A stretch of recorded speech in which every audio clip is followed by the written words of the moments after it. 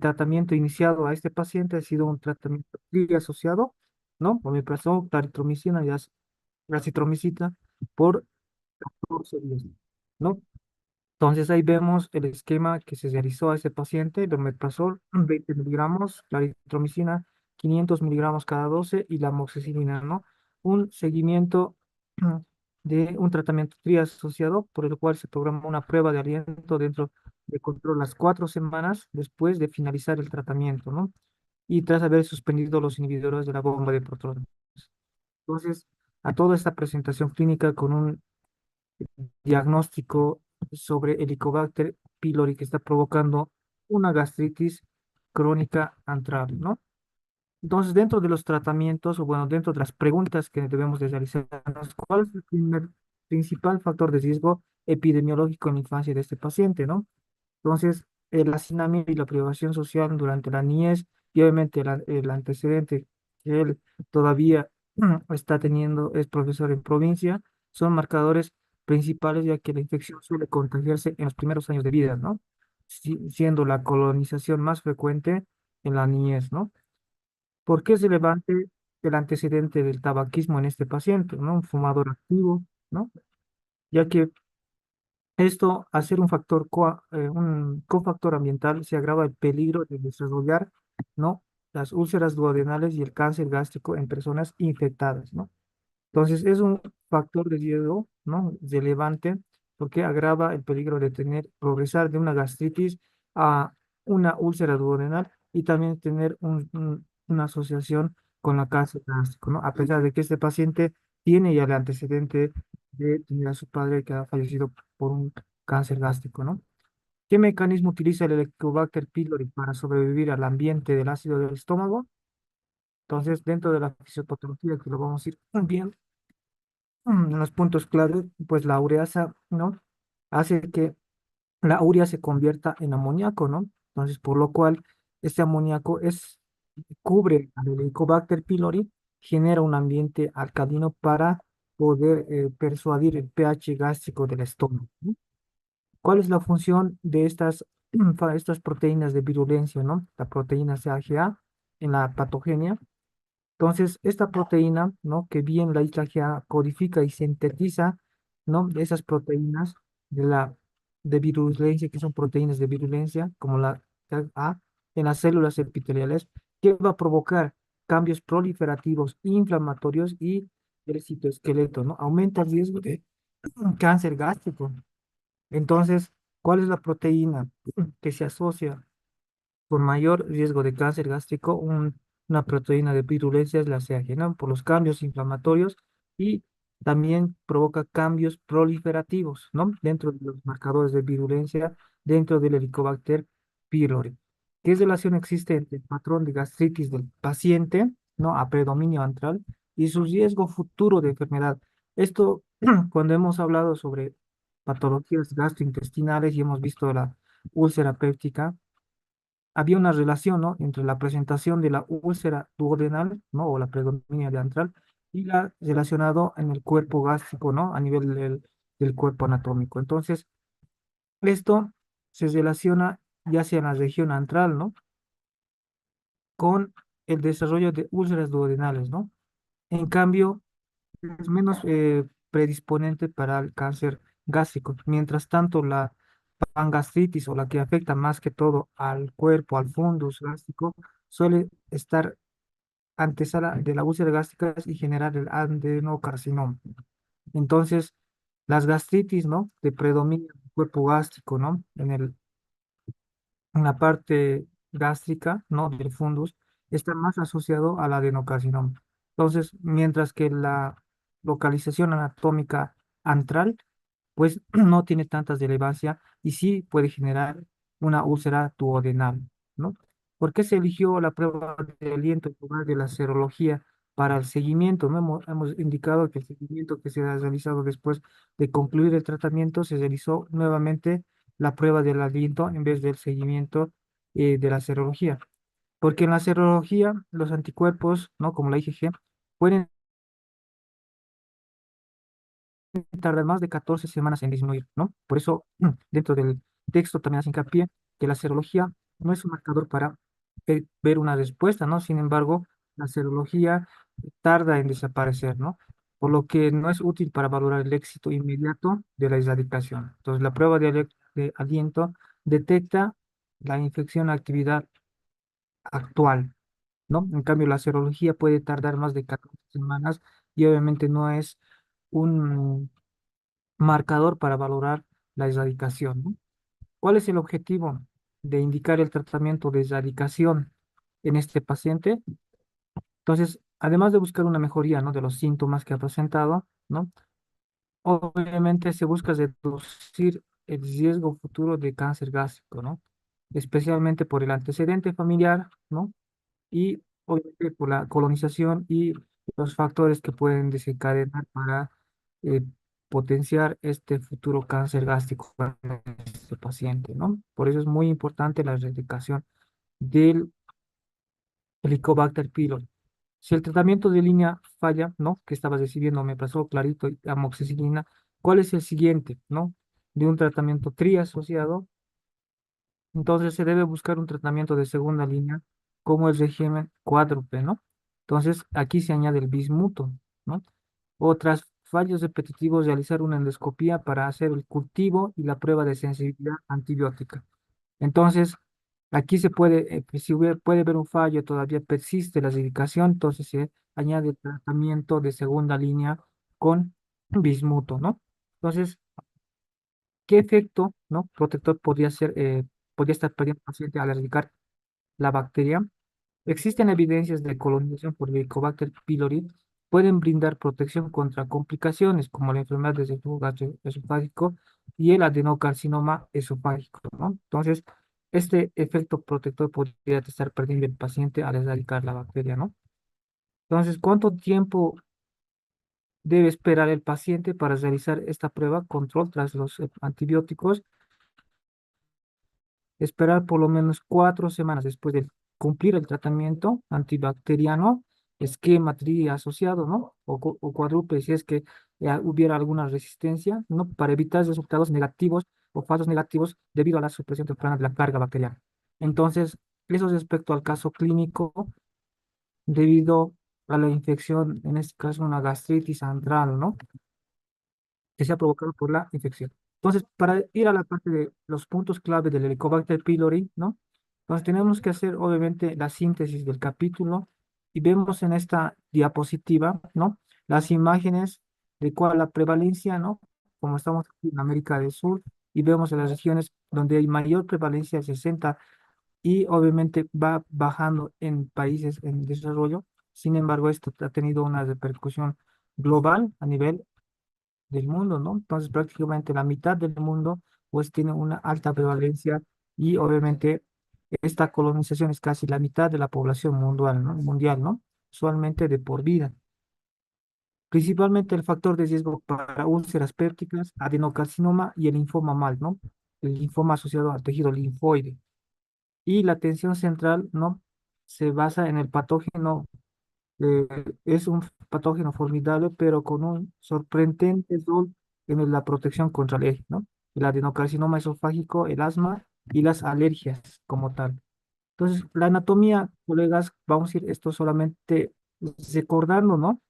Y viendo que se quede más conceptualizado, porque también pueden ingresar algunas causas o las características de esta bacteria, ¿no? Sabemos que es una bacteria esencial para el movimiento que requiere flagelos, ¿no? Y es una forma de espiral, ¿no? Que permite la penetración de la capa del moco para alcanzar a la mucosa y obviamente el marcador de patogénesis la ureasa, ¿no? Que prácticamente convierte la urea en amoníaco y ese amoníaco pues genera un pH alcalino alrededor de esta bacteria, ¿no? Y obviamente eso le hace resistente al jugo gástrico que el pH es de 2, ¿no? Entonces vive en el moco gástrico con una pequeña proporción adherida, no a la mucosa, y obviamente este microorganismo requiere de bajas concentraciones de oxígeno, ¿no? Hacer un bacilo gram negativo, el hecho de requerir bajas concentraciones de oxígeno lo convierte en una bacteria microaerófila, ¿no? Entonces, viendo las características de este patógeno que es el Helicobacter pylori, Ahora, de una infección en la niñez como consecuencia en el adulto, entonces podemos ver que la adquisición principal, ¿no? Es el contagio que ocurre de progenitores, madres o entre niños que inicia de 0 hasta los 10 años con mayor prevalencia, ¿no? Y de esta va a ir a la colonización de por vida, la adquisición o pérdida espontánea en adultos es muy frecuente, ¿no? Ahora, los factores de riesgo para la adquisición, los marcadores de hacinamiento y la privación social durante la niñez son un factor de riesgo importante. Dentro de eso, el humano es el único reservorio importante y obviamente las vías de transmisión fecal-bucal o bucal-bucal pueden ser las de transmisión, ¿no? Entonces, muy importante tomar en cuenta los factores de riesgo y obviamente las vías de contaminación que se puede tener respecto a la adquisición del Helicobacter pylori, ¿no? Entonces, dentro de la patogenia, el concepto central que se tiene es la colonización dentro del Helicobacter pylori siempre induce a una gastritis superficial crónica, ¿no? Esto por infiltración de la mucosa por las células inmunitarias. Y obviamente la respuesta es ineficaz. Se genera una respuesta inmunitaria local y sistemática persistente que no logra eliminar a la bacteria, ¿no? Pues aquí juega muy importante la ureasa que genera el amoníaco y genera una situación alcalina, ¿no? El balance del desenlace clínico, ¿no? Depende de estos factores bacterianos, del huésped y obviamente de los factores ambientales, ¿no? Entonces, los factores de virulencia que contiene esta bacteria, ¿no? Estas proteínas y factores de virulencia codifican una secreción tipo 4 que inyecta la proteína CAG, ¿no? Que altera las células del huésped, generando citocinas y aumentando la inflamación local del tejido, ¿no? Y la citotoxicidad vaporizante, que es el VACA, forma poros en la membrana celular, ¿no? Entonces, vean que estos factores de virulencia que está predominantemente por la síntesis de proteínas como la CAG-A y la VAC-A, que uno la alteración a inflamación local, ¿no? Altera a nivel celular huésped y el otro forma poros en la membrana celular. Junto a eso, esta bacteria pues se adhiere a través de estas proteínas llamadas adhesinas, antígenos de grupo sanguíneo en células epiteliales. Entonces, a través de estos tres factores de virulencia, pues genera el proceso inflamatorio, poros en las membranas celulares y la adherencia por el cual va generando, ¿no? Y obviamente el factor del huésped, que en esta parte juega muy importante el papel de la genética, ¿no? Los polimorfos y genes de citocinas, como la interleucina 1, que aumentan la respuesta proinflamatoria, ¿no? Entonces, esto sabemos muy bien que las citocinas proinflamatorias son la interleucina 1, 6, factores de necrosis tumoral alfa, ¿no? Entonces, estos genes pueden aumentar la respuesta proinflamatoria, ¿no? Y el polimorfismo en receptores reconocidos bacterianos como el de tipo TOL, que son alteraciones genéticas. Asociados a esto, dentro del desenlace clínico también está el tabaquismo que va a agravar el riesgo de la úlcera y puede predisponer al cáncer gástrico, ¿no? Como mencionábamos en el caso clínico. La dieta, los alimentos salados, los conservados aumentan el riesgo y obviamente los antioxidantes como la vitamina C son protectores, ¿no? Entonces, este desbalance que puede existir dentro de los factores bacterianos, los factores ambientales y del huésped, obviamente tienen este balance que va a ir a la adquisición de la enfermedad. Entonces, pues cada clínica, ¿no? Viene de esta forma, ¿no? El evento primario es una respuesta ística, una inflamación crónica, que después se va a ir a un fenómeno secundario que va a provocar la hiperacidez, ¿no? Y esta hiperacidez va a generar una gastritis, ¿no? Antral predominantemente, ¿no? Una gastritis antral. Y obviamente el desenlace clínico de la gastritis antral puede llegar a la úlcera duodenal, ¿no?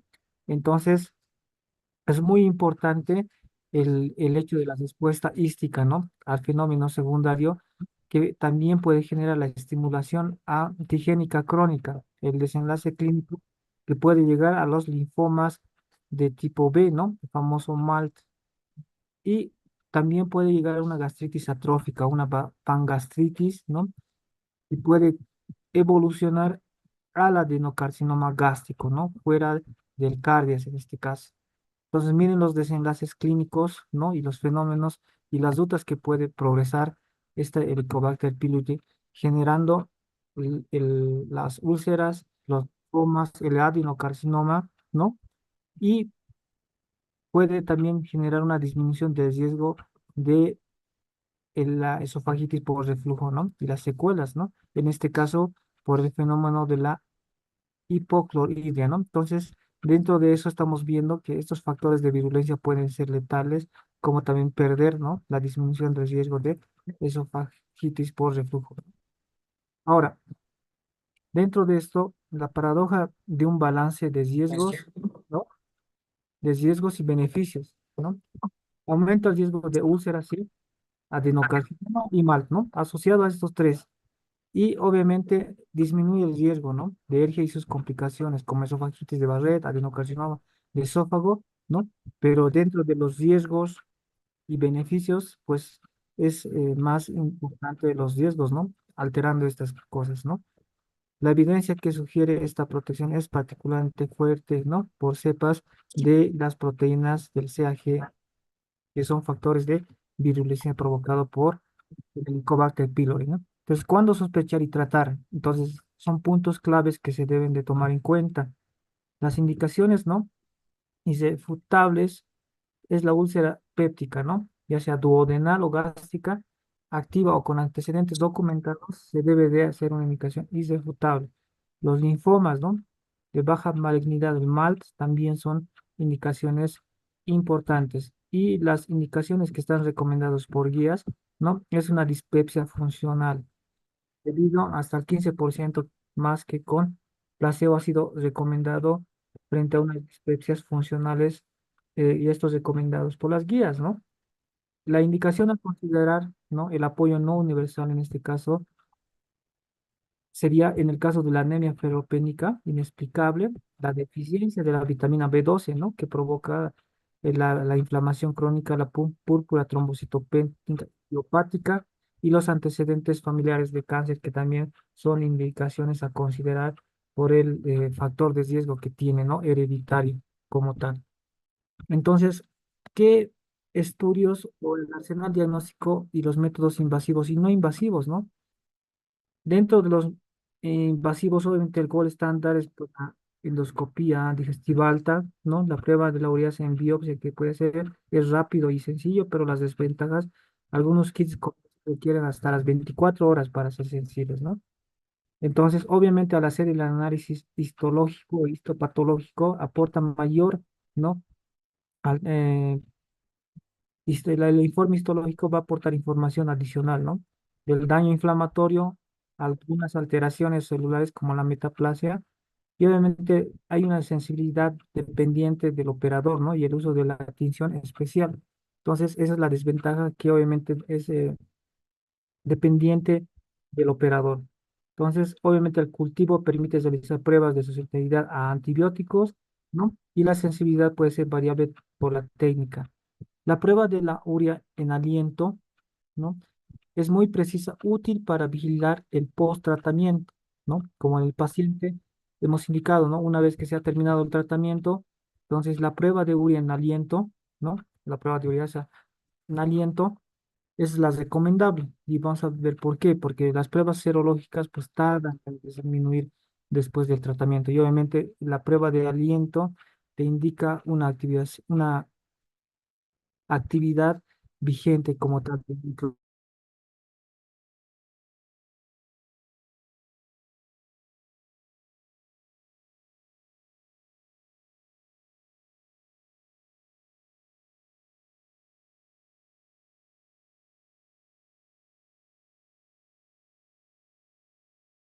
Puede ser obviamente desagradable para algunos pacientes. Las pruebas de serología, la ventaja es barata, pero no se afecta por uso no o de antibióticos, y la desventaja no sirve para la vigilancia post tratamiento, porque tarda, ¿no? Si bien tenemos la serología de la IgG, estas tardan de 14 semanas en disminuir, ¿no? Entonces, no se considera a las pruebas serológicas como un método para una vigilancia post-tratamiento, ¿ya? Para la parte no invasiva. Ahora, el algoritmo terapéutico que en esto vamos a ir viendo, ¿no? El camino bien definido de cómo hacer el diagnóstico, nos indica que las indicaciones para el tratamiento, ¿no? Por ejemplo, una úlcera péptica, tiene que tener una prueba para el Helicobacter pylori, ¿no? Y esto obviamente tiene que tener ya realizado la biopsia o que se haya detectado con las diferentes pruebas no invasivas o invasivas, ¿no? Y el tratamiento de primera línea, que se puede hacer el TRIA asociado o el esperando mayor a un mes post tratamiento, ¿no? Sin antibióticos o bismutos y o mayor a 2 semanas sin inhibidores de la bomba de protones, ¿no? Entonces, se realiza la prueba de la erradicación de la urea o el antígeno fecal que hemos mencionado que eran los dos estudios para vigilancia post tratamiento, ¿no? Entonces, y si sigue, persiste con la, la actividad activa, ¿no? De la bacteria, pues se hace un tratamiento de segunda línea, ¿no? Añadir un bismuto, el tratamiento cuádruple, ¿no? Y esta, si es que sigue siendo positiva tras la segunda línea de tratamiento, entonces la tercera línea de tratamiento es idealmente una guía por endoscopio para ver la sensibilidad de la bacteria a diferentes medicamentos, ¿no? Entonces tenemos una primera línea con un mecanismo tri asociado, una falla al primer tratamiento, se hace una segunda línea con añadidura del bismuto y si a esta persiste la actividad, ¿no? Con las pruebas de vigilancia post-tratamiento, pues se hace una biopsia y obviamente hacer la sensibilidad a diferentes microorganismos. Entonces, esto dentro del algoritmo es señalado en la bibliografía que hemos mencionado, ¿no? Ahora, ¿cuáles son estos tratamientos de primera, segunda línea que hemos mencionado, ¿no? Si bien la terapia cuádruple con bismuto, ¿no? Está recomendada en la mayoría de los países el omeprazol, ¿no? O su equivalente, el bismuto, el subsilidato de bismuto, la tetraciclina y el metronidazol. Las alternativas que puede generar también es la omeprazol, la moxi, la claritro, el tinidazol o metronidazol que está asociado a esto, ¿no? Una alternativa al esquema cuádruple, ¿no? Entonces, este esquema cuádruple se ha ido utilizando ya por alta resistencia que existe al tratamiento tri asociado, ¿no? Entonces, los principios universales para el éxito de este tratamiento, obviamente tiene que ser una adherencia estricta del paciente, ¿no? No, la ineficacia obviamente es por incumplimiento, que es lo que menciona dentro de las primeras fracasos al tratamiento de la erradicación del Helicobacter pylori, ¿no? Y la sensibilidad a los antibióticos, la resistencia al clarito y al metronidazol es una preocupación creciente, ¿no? La razón principal de este fracaso terapéutico, ¿no? Muchas veces estos son los esquemas, el tratamiento recomendable en la mayoría de los países son el omeprazol, el tetraciclina y metronidazol, ¿no? Teniendo como alternativa. Entonces, para el manejo del fracaso a la primera, segunda línea, ¿no? Entonces siempre se tiene que evaluar la adherencia, ¿no? Asegurándonos al paciente completar el primer ciclo correctamente, ¿no? Y no repetir antibióticos dentro del manejo en el segundo esquema, ¿no? Se debe volver a usar claritromicina si se utiliza en un régimen fallido, ¿no? Nunca se debe volver a utilizar y obviamente evitar las fluoroquinolonas si el paciente ha tenido exposición previa. Entonces, no repetir antibióticos, seleccionar un régimen de segunda línea, ¿no? Combinada el tratamiento cuádruple, ¿no? Con bismuto, o si se usa terapeuta, puede considerarse un régimen con levofloxacino y obviamente el estándar de oro del manejo ideal implica la endoscopia con cultivos, ¿no? Si es que fallara este cambio de antibióticos a la segunda línea. Y por último, la tercera línea, el estándar de oro es hacer la prueba de sensibilidad con la endoscopia por cultivos, ¿no? Entonces es como una escalada, ¿no? Que se va viendo primera, segunda, tercera línea y cómo se hace el seguimiento, ¿no? Para ver la actividad del Helicobacter, ¿no? A través de las pruebas de Laura en aliento o de la serología en heces. Entonces, la verificación y la importancia que tiene esto al confirmar la verificación. ¿Cuándo se debe verificar? Nos indica que al menos a las 4 semanas después de finalizar el tratamiento, ¿no? Entonces, no es directamente la verificación inmediata post tratamiento, ¿no? Entonces, se debe verificar al menos 4 semanas después de haber finalizado el tratamiento antibiótico, ¿no? O con bismuto, y 2 semanas después de suspender los inhibidores de bomba de protones. Entonces, hay una indicación para verificar la erradicación del Helicobacter pylori, ¿no? Que tiene que pasar 4 semanas posterior al tratamiento de haber finalizado los antibióticos y 2 semanas después de suspender el inhibidor de MOMA de protones, ¿no? Entonces, ¿por qué esto? El uso antes de estos plazos puede suprimir la carga viral y dar falsos negativos, ¿no? Entonces, es muy importante esto tomar en cuenta igual respecto a cuándo se debe verificar la erradicación en tiempos para evitar falsos negativos.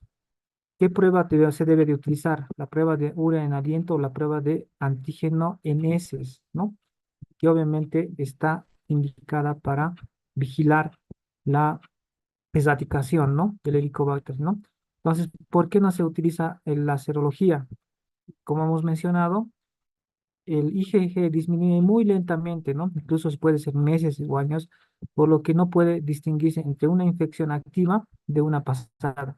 Entonces, es la razón por la cual no se puede o no se utiliza el marcador serológico para verificar la erradicación del Helicobacter pylori, ¿no? Entonces, muy tomar en cuenta en eso, ¿no? Entonces, para dejar un resumen y una conclusión clave de este tema, el Helicobacter pylori es un colonizador ancestral, ¿no? Cuya presencia y erradicación tiene profundas consecuencias tanto positivas como negativas en la salud humana, ¿no? Hemos visto los riesgos y beneficios que trae este Helicobacter pylori, ¿no?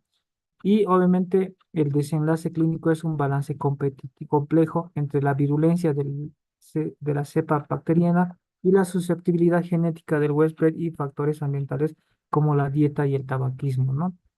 El tratamiento de la úlcera péptica, ¿no?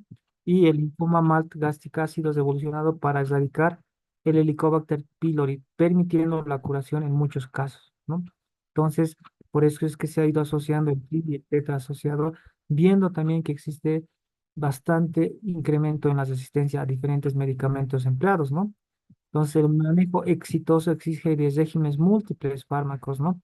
Una estricta adherencia del paciente y una estrategia clara y escalonada ante el fracaso terapéutico, ¿no? Entonces, así tiene una escala de primera, segunda y tercera línea que hemos enfatizado para todo aquello, ¿no? Entonces, vamos a entrar al banco de preguntas, colegas. Yo quisiera que vayamos respondiendo en el chat y vamos a ir pasando después, posterior a los temas eh, consiguientes.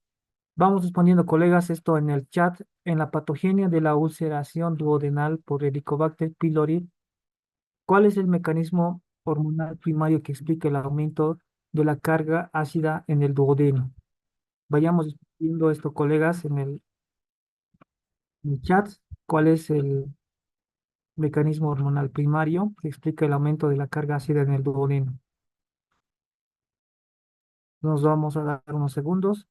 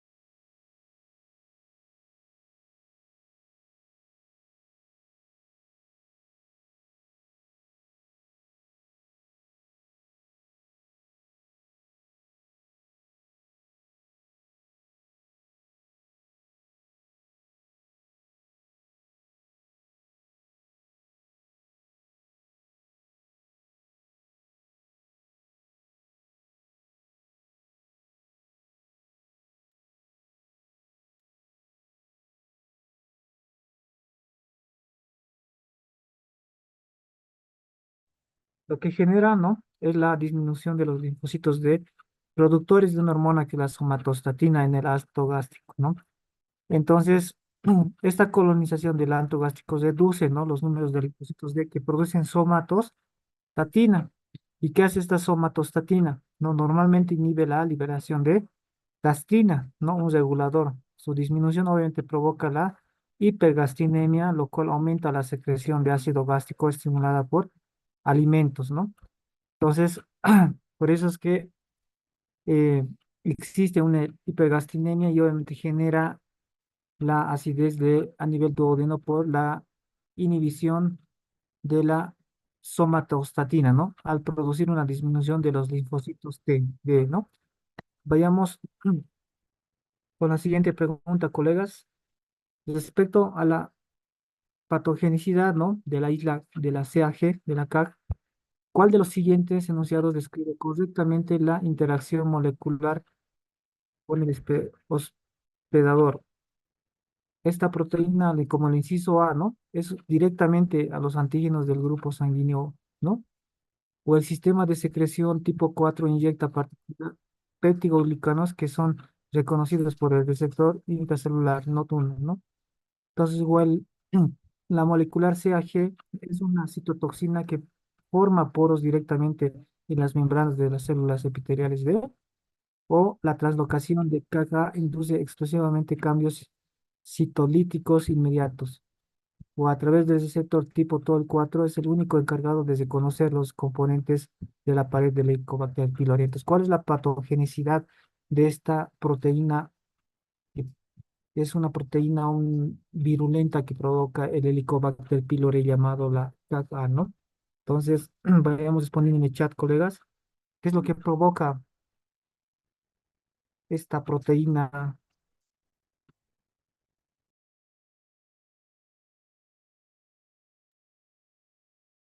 Ya, perfecto. Entonces, lo que hace esto, ¿no? Prácticamente son que obviamente son reconocidos y hace el sistema de secreción tipo 4, ¿no? Inyecta péptidoglicanos. Hemos relacionado, ¿no? El CAG o el CAG-A está más que todo inducido al proceso inflamatorio, ¿no? Y también provocado con la respuesta proinflamatoria y la proliferación, ¿no? Entonces, a través de este sistema de secreción tipo 4, ¿no?, los componentes solubles del péptidoglucano penetran en la célula y son reconocidos por el receptor bacteriano, ¿no?, intracelular, lo que estimule la respuesta proinflamatoria de citocinas. Entonces, este péptido, esta patogénesis con el CAG, pues prácticamente se genera ese proceso proinflamatorio al inducir este tipo de secreción de tipo 4, ¿no? Vamos a ir continuando. Vamos con esta pregunta. Un paciente de 65 años con antecedentes de úlcera gástrica terminó su tratamiento de erradicación hace 2 semanas. Actualmente toma omeprazol por síntomas residuales. ¿Cuál es la conducta diagnóstica más adecuada para confirmar la erradicación? Pues, vayamos colocando el inciso correcto, colegas. Este paciente de 65 años, ¿no?, ya ha terminado el tratamiento de la erradicación hace 2 semanas, pero continúa con omeprazol por síntomas residuales. Entonces, ¿cuál es la confirmar la erradicación del Helicobacter pylori? ¿Qué sugerirían, colegas? Vayamos respondiendo en el...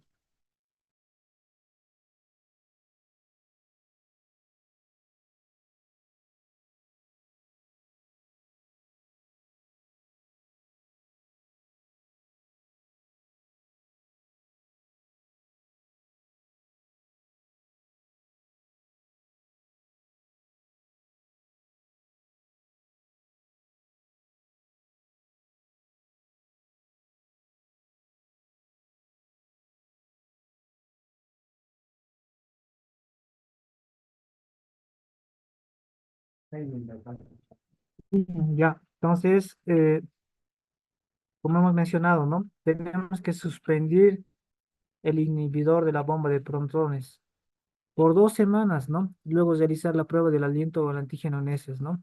Entonces siempre se debe de suspender la bomba de protones por lo menos 2 semanas y esperar después del tratamiento finalizado 4 semanas, ¿no? Es lo que se recomienda para hacer un seguimiento y hacer la vigilancia post tratamiento y verificar la dedicación, ¿no?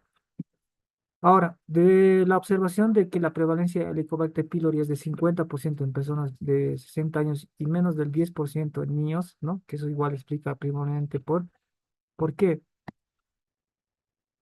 Hay un efecto de cortes natales, no natales, debido a mejores condiciones de higiene durante la infancia de las generaciones actuales, ¿no? Entonces, por lo cual igual esto tiene un marcador epidemiológico, ¿no? La asociación con la edad se debe a un enfoque de cortes natales. Los individuos que hoy tienen 60 años se colonizan con mayor frecuencia cuando eran niños, ¿no? Debido al factor de hacinamiento de la época. Entonces, esto de un carácter epidemiológico respecto a la colonización y a la mayor prevalencia de colonización en la edad pediátrica, ¿no?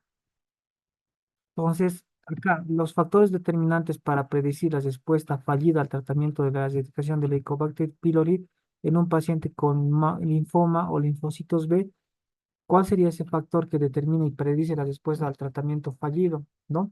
Entonces, ahí vemos que hay un carácter de una translocación cromosómica, ¿no? ¿No? Ya sea la translocación cromosómica, ¿no? La 11, 18 y la 21 son prácticamente la mayoría de estos sujetos que se exponen a a la detección del Helicobacter pylori tienen la translocación, ¿no? En la variante molecular 11, 18, ¿no? De aquellos que la presentan, suelen presentar neoplasias malignas verdaderas que podrían no responder solo a la erradicación, ¿no? Teniendo en cuenta a este factor respecto a la erradicación del Helicobacter pylori. En el contexto de la resistencia bacteriana, ¿cuál de las siguientes afirmaciones sobre los antibióticos utilizados en Helicobacter pylori es correcta, ¿no? Según el texto, vayamos respondiendo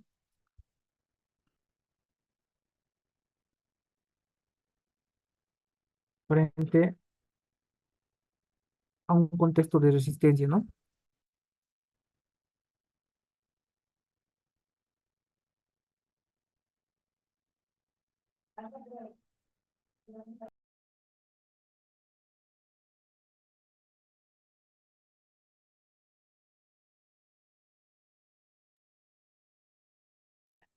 Ya, muy bien lo que están respondiendo en el chat. Entonces, la resistencia a la claritromicina, ¿no? Está alta en casi todo el mundo, ¿no?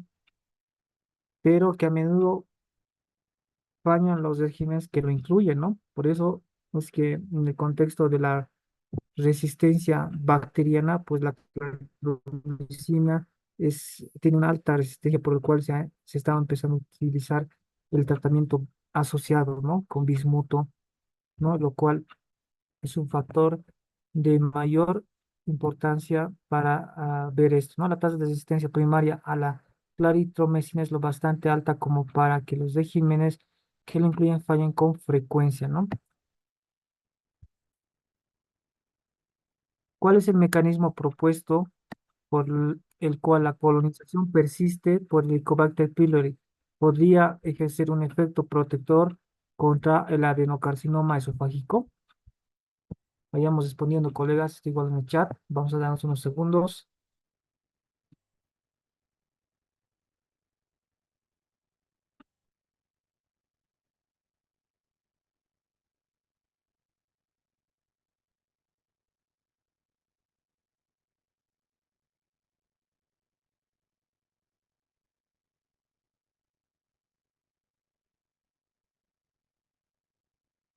Mm, ¿Ya? Entonces, lo que provoca, ¿no? La inducción de la gastritis atrófica en el cuerpo gástrico, que conlleva a la hipoclorhidria, ¿no? Si bien hemos mencionado, ¿no? Que el Helicobacter pylori, dentro de que provoca efectos negativos y efectos positivos, dentro de esto, como un efecto protector, ¿no? Al disminuir el adenocarcinoma o la enfermedad por reflujo gastroesofágico, es porque hay una inducción, ¿no? De la gastritis atrófica, lo cual que va a generar esto en el cuerpo gástrico. Va a llegar una hipoclorhidria, ¿no? por lo cual esto va a ser como un efecto protector para el desarrollo del adenocarcinoma esofágico o la enfermedad por reflujo gastroesofágico, dentro de aquellos beneficios, ¿no? Al generar la atrofia del cuerpo gástrico, ¿ya? Entonces, esto se le considera como un mecanismo protector que podría contribuir o consistir en la hipocloridria baja, ¿no? Entonces, inducido obviamente por el Helicobacter pylori, ¿no? Lo que reduce la acidez ante el reflujo para generar una ERGE o una adenocarcinoma esofágico. Al elegir el esquema de erradicación, ¿cuál es la ventaja terapéutica documentada del bloqueador del ácido competitivo con potasio, el vonaprazan, sobre los inhibidores de bomba de protones convencionales? Entonces, esto también muy importante tener en cuenta respecto a la ventaja que menciona, ¿no? Se relaciona con tasas más altas de erradicación al combinarse con amoxicilina y claritromicina, ¿no? Entonces, este bloqueador del ácido competitivo de potasio, el vonoprazan, pues tiene una alta tasa de erradicación solamente con un tratamiento combinado con la amoxicilina y la claritromicina, ¿no? Entonces, eso respecto a la pregunta mencionada, ¿no? Vamos con esta pregunta, colegas. Si se sospecha una infección por Helicobacter gástrico, ¿no? Que no es un pylori, ¿no? ¿Qué hallazgo sería característico?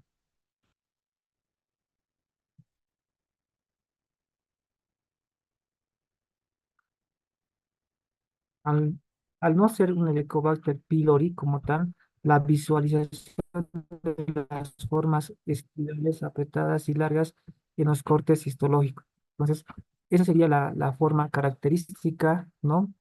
Del que no sea un Helicobacter pylori como tal, ¿no? Sea un Helicobacter que no tenga esta forma espiral o apretada y larga en los cortes histológicos como tal, ¿no? La morfología bien documentada, ¿no? Para la tinción igual es muy importante en la forma de identificar, ¿no?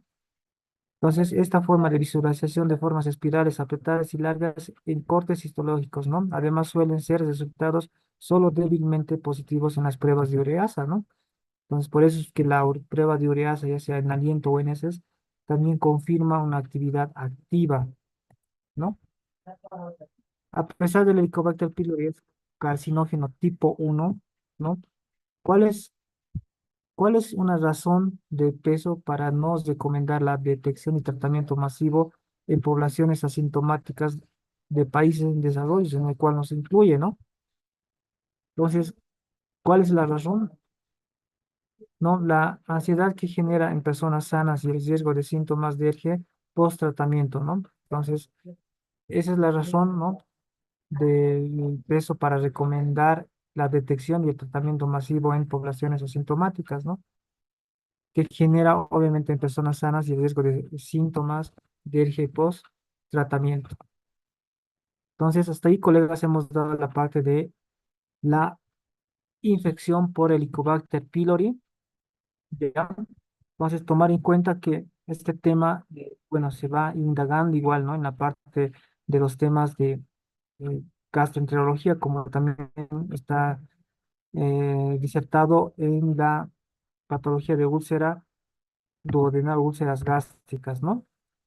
Entonces, vamos a continuar con botulismo y tétanos.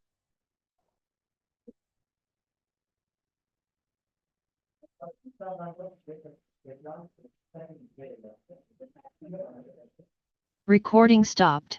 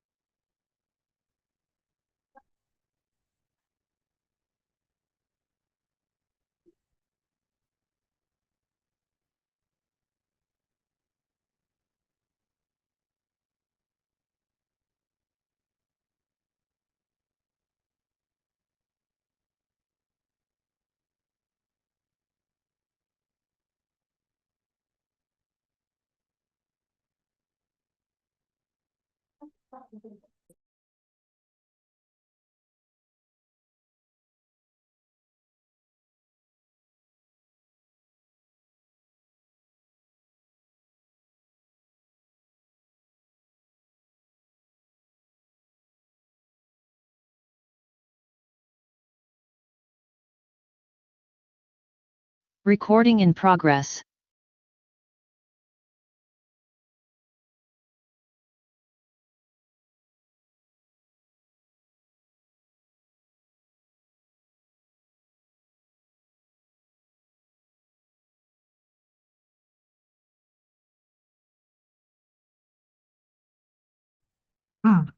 Ya, bueno, colegas, vamos a continuar hablando de estas dos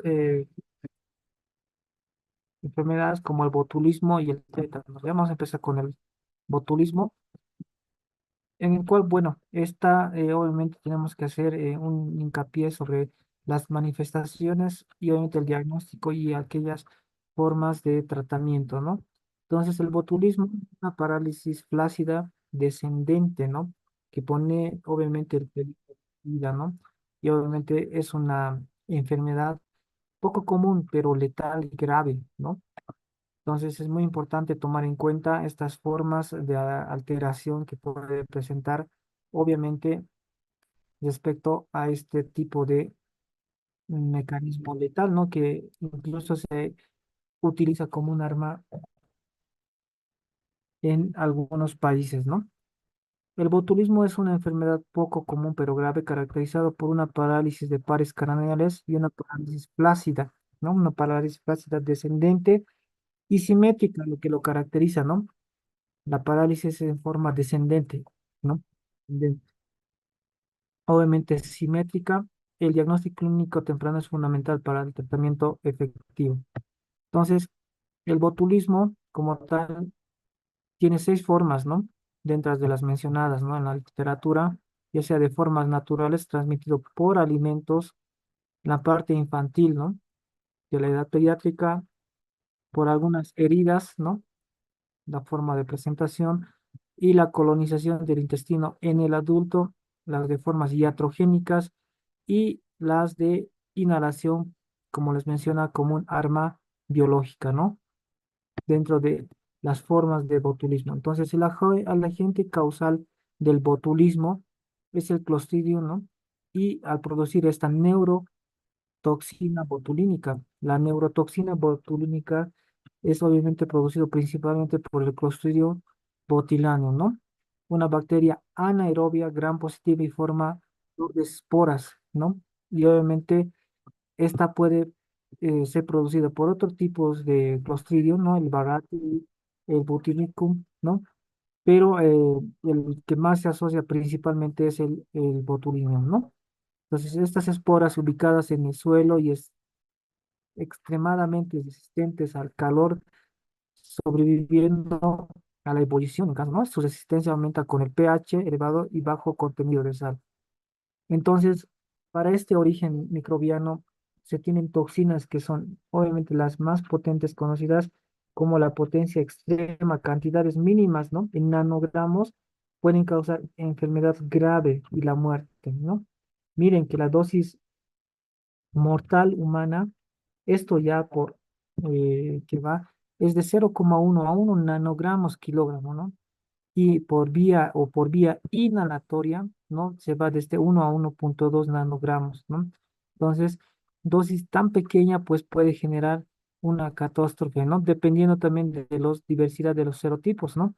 Son siete serotipos caracterizados de la A, la G, ¿no? Los que causan una enfermedad en humanos son la A, la B, la E y la F, ¿no? Para tener en cuenta los serotipos que causan enfermedad en humanos, ¿no? Entonces, estas, estos serotipos son los que causan una enfermedad seleccionada de todos los serotipos de A a la G, pero las que tienen relevancia en el humano, ¿no? Es la A, la B, la I, la F, ¿no? Entonces, cuatro serotipos tomar en cuenta en relación a aquello, ¿no? Entonces, también tiene una complejidad genética, ¿no? Porque existen al menos 40 subtipos dentro de los serotipos que hemos mencionado, ¿no? De la BEF, para recordar como mnemotécnico, con diferencias en las en la secuencia de aminoácidos y cúmulos génicos, ¿no? Asociados a genes. Entonces, miren que 40 subtipos, ¿no? Dentro de esta familia del ABEF para generar diferentes alteraciones, ¿no? Entonces, los serotipos relevantes en humanos, ABEF, ¿no? A, B y F. Estos cuatro serotipos son responsables de la mayoría de los casos de botulismo humano. Y la dosis, miren, por vía intramuscular intravenosa, 0,1 a 1 nanogramos, ¿no? Y por vía inhalatoria es de 1 a 1,2, ¿ya? Ahora, dentro del botulismo, ¿no? El bloqueo sináptico, ¿no? Que genera esta neurotoxina botulínica silencia la comunicación neuronal, ¿no?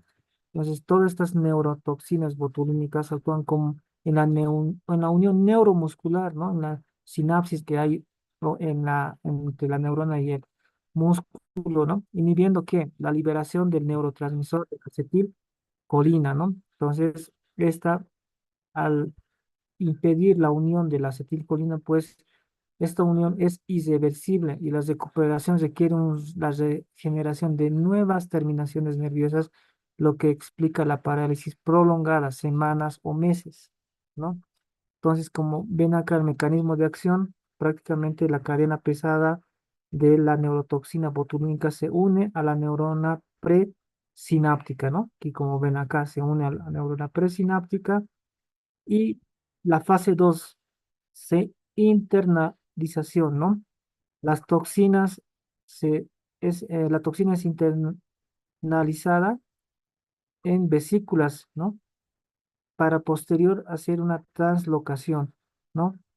La cadena ligera se trasloca al citosol, ¿no? Esa cadena ligera que lo libera y para posterior hacer la escisión, ¿no? La cadena ligera une metaloproteasas, ¿no? Escindiendo proteasas clave en la familia D, impidiendo la fusión de las vesículas sinápticas, o sea, impide, ¿no?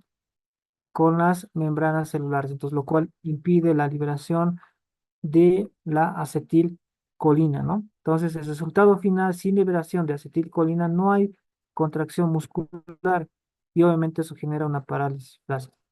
Miren cómo esta neurotoxina botulínica, cómo actúa, ¿no? Cómo se interna a través de vesículas y obviamente evita al incidir estas moléculas que liberan el acetilcolina, pues empiezan a generar una parálisis plástica. Entonces, para esto, ¿no? Dentro de los serotipos, ¿no? Tenemos proteínas, ¿no?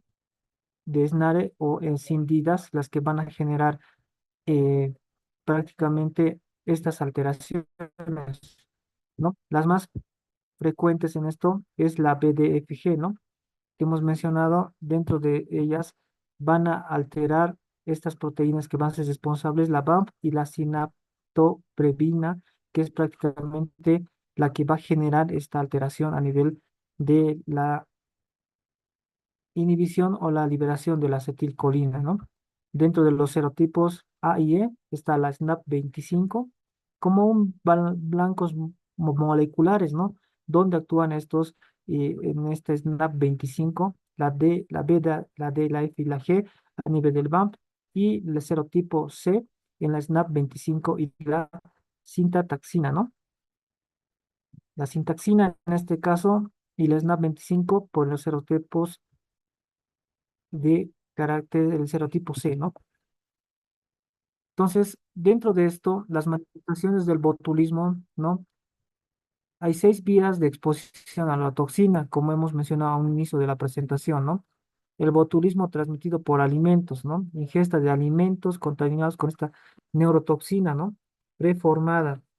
Obviamente es una intoxicación, no una infección.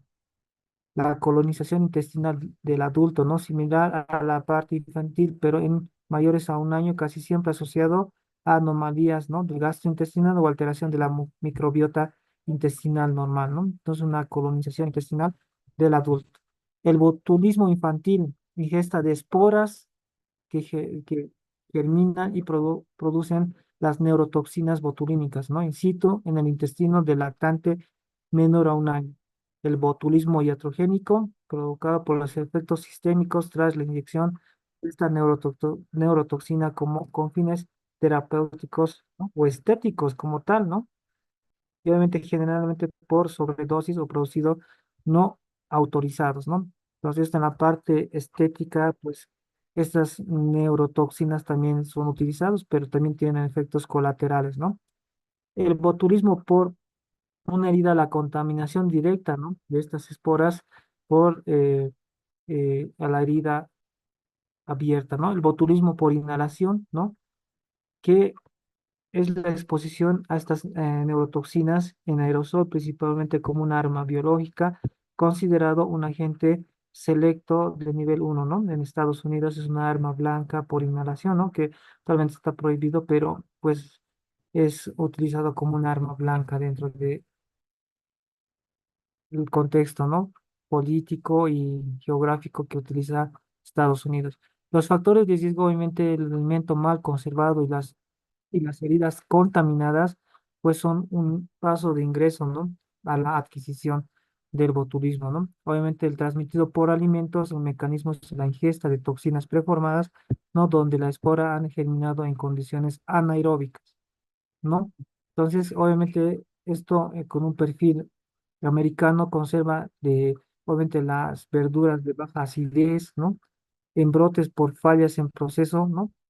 Y los alimentos tradicionales de Alasia que son productores de mamíferos marinos y pescados, ¿no? Que menciona. Entonces, la clave de la salud pública, cada caso es una urgencia y puede señalar un brote epidemiológico, ¿no? Las producidas por heridas, ¿no? Obviamente, la germinación de estas esporas y producción de toxinas en el tejido necrótico, ¿no? El principal factor de riesgo es el uso de drogas inyectables, especialmente la inyección subcutánea, ¿no? De heroína o alfentanil es el principal forma de heroína, ¿no? Al oeste del río de Mississippi, que es la que está descrita como de las principales factores de riesgo, botulismo por herida, por la inyección subcutánea, ¿no? De heroína alquitanada. Otras causas dentro de las botulismo por herida son las lesiones traumáticas, fracturas expuestas, heridas penetrantes con objetos contaminados, ¿no?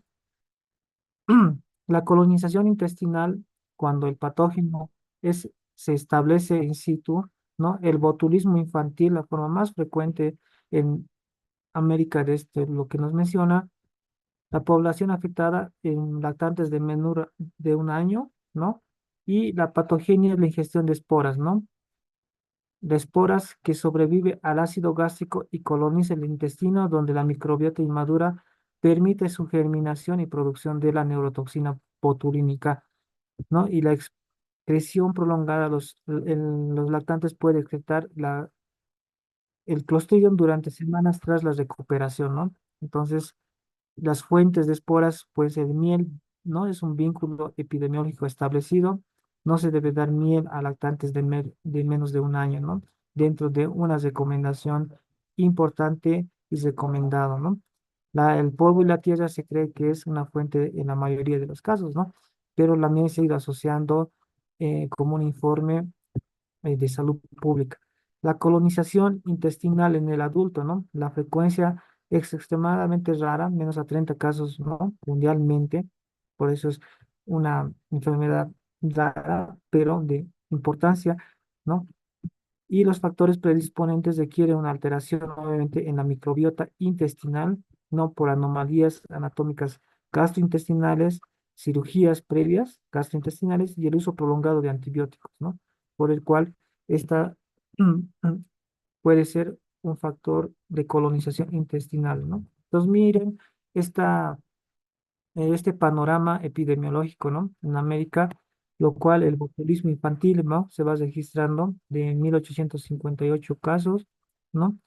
Hasta los del 2001 hasta el 2017, ¿no?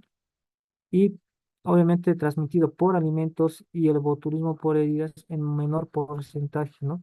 Entonces, la mayoría de los casos, ¿no? Es el botulismo infantil, ¿no? Dentro del perfil epidemiológico, ¿no?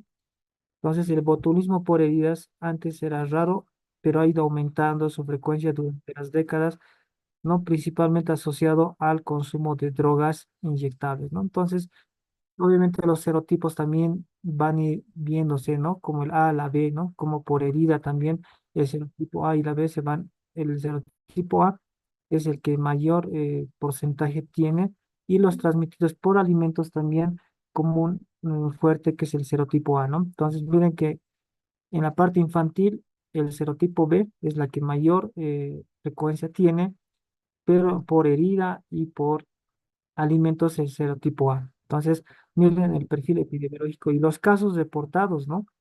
De cada caso que ha ido disminuyendo, de los casos que son de 2000 hasta 2500 durante los últimos casi 20 años, ¿no? Reportado epidemiológicamente.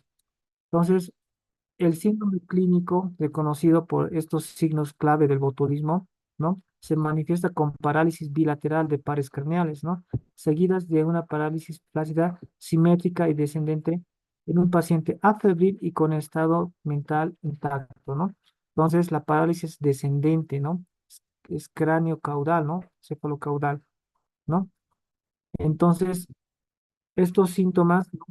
con, vean, prácticamente empieza desde la dificultad para discutir la fatiga, la visión borrosa, ¿no? Hay una disartria, diplopía, disnea, ¿no? Que va presentándose en porcentajes altos al considerarse también, ¿no? Los signos como este paciente va a estar afebril, ¿no?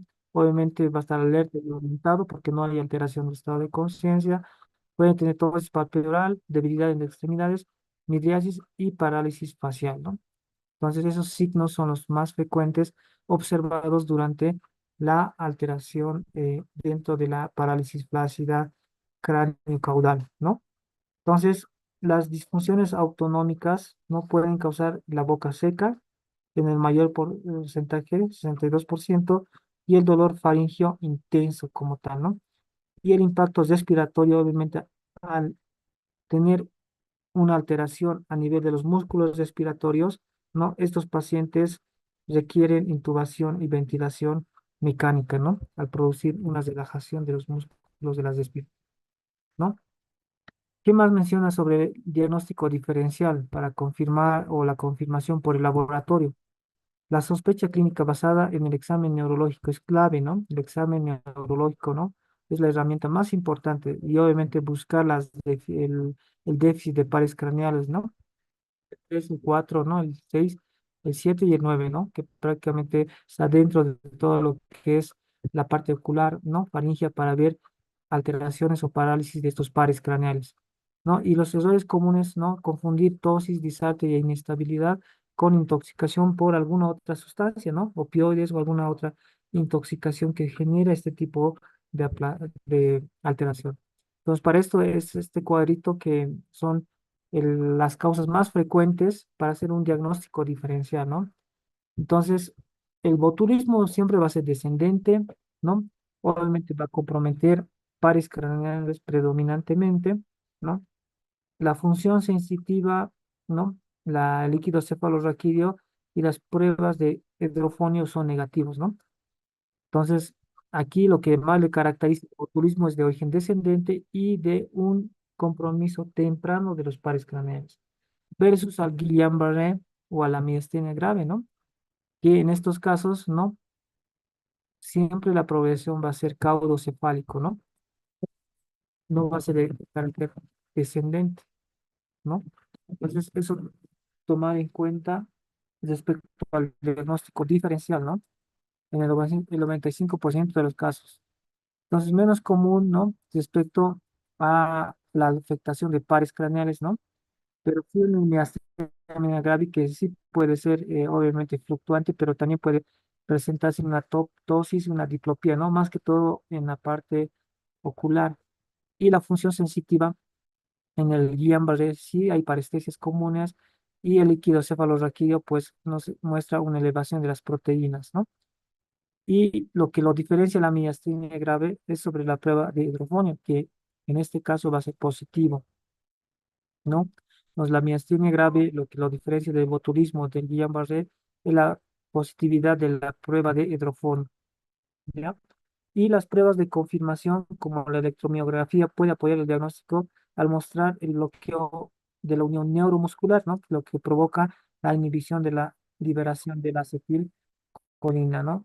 Entonces, tomar en cuenta estos estándares de referencia, ¿no? Al identificar, ¿no? Prácticamente la neurotoxina botulínica activa en suero, en esos alimentos, ¿no? Es el estándar de oro en bioensayo de ratones que se hizo el cultivo y el aislamiento de Clostridium botulinum de herida y los métodos, estos métodos modernos que es el PCR en tiempo real para detectar estos genes de la toxina botulínica, ¿no? El espectro de tría de masa en dos que igual detecta toxina activa como tal.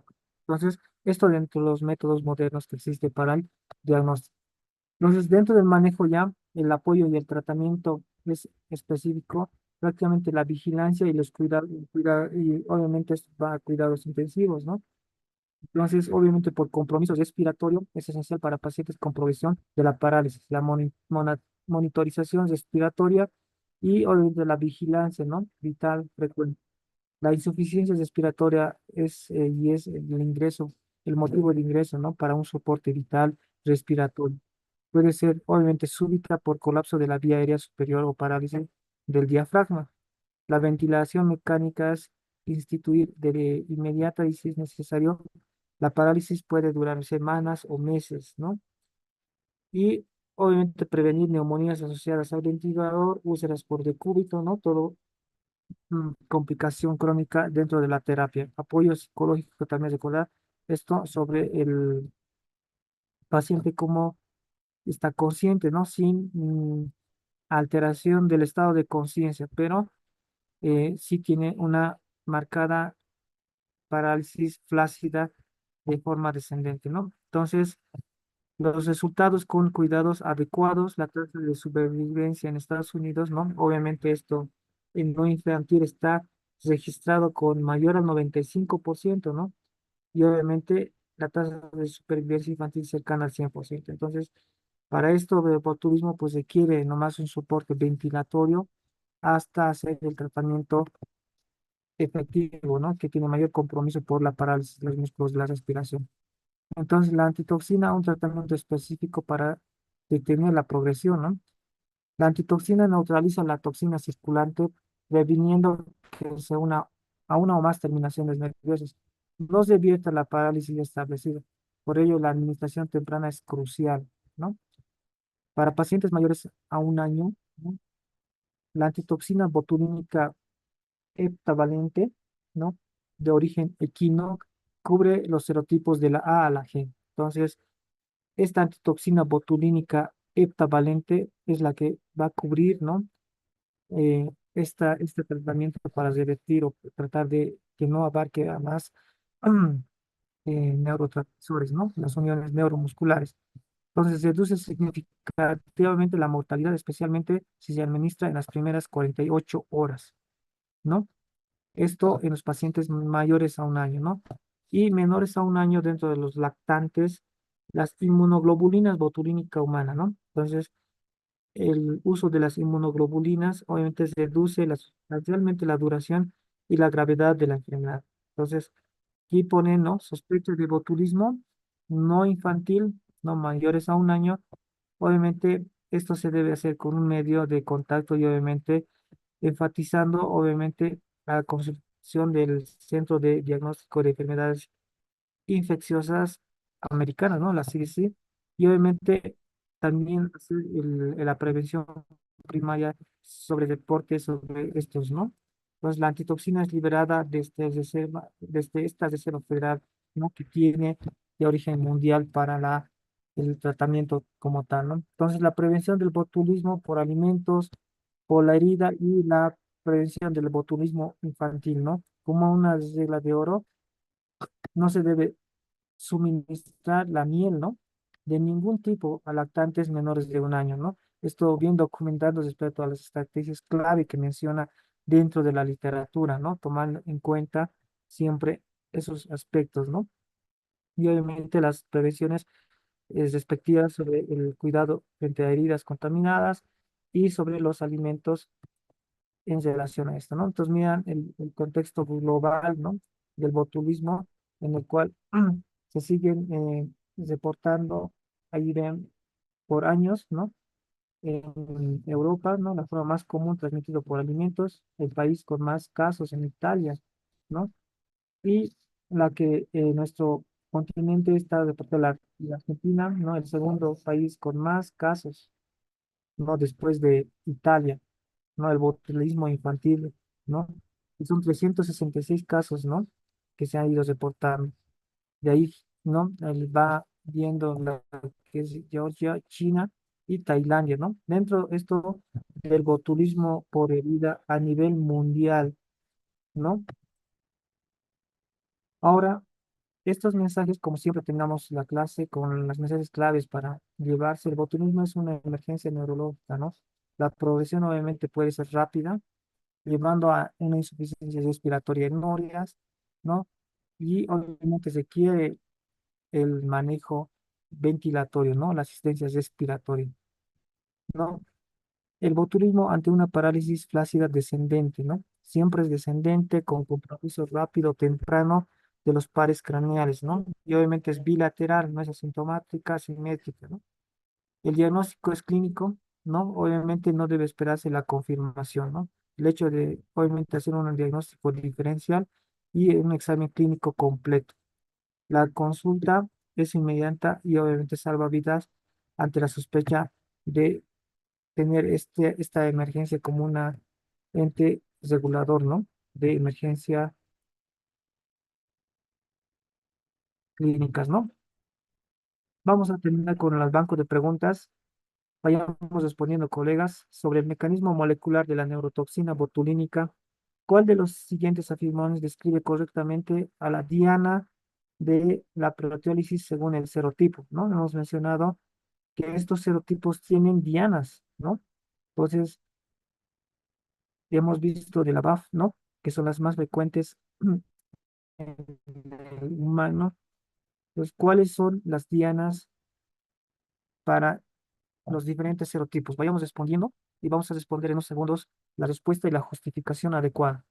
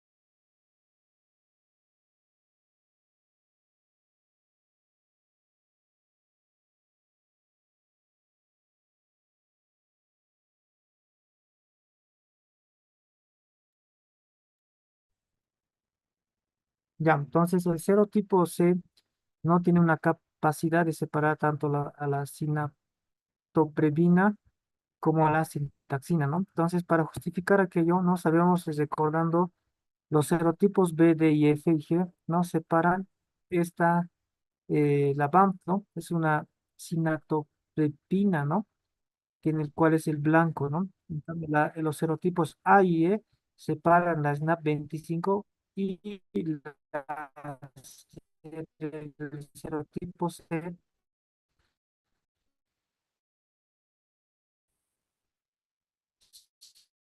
separa el SNAP 25 y la sintaxina, ¿no?